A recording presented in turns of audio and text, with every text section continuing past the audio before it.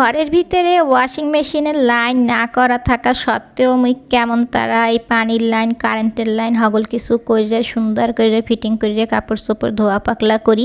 তার এই বিষয়গুলো বেমালা দিন তৈরি মোর বেমালা দাদুরা বুয়ারা মোর একসের জিজ্ঞাইতে এসেছিল এবং বলতে এসেছিল এই বিষয়টা যেন মুই ক্লিয়ার করি। তার হেললিগেগুলো মোর আইজগুর ভিডিওটা মোর দাদুরা বুয়ারা মোর আইজগুর ভিডিওটা মোডেও জানতে পারবেন বেমালা কিছু। তার আইজগুর ভিডিওটা করলো বেমালা গুরুত্বপূর্ণ। তার আসসালামু আলাইকুম দাদুরা বুয়ারা আপুরা ভাইরা হগলটি কেমন আছেন? আশা করি আল্লাহর রহমতে হগলটি ভালো আছে। দেখেন ওয়াশিং মেশিনটা করলো বাড়তি মুই কিনে নিয়ে এসেছি বুঝলেন। তো এটা করলো স্যামসাং এর 7 কেজির inverter top loading washing machine.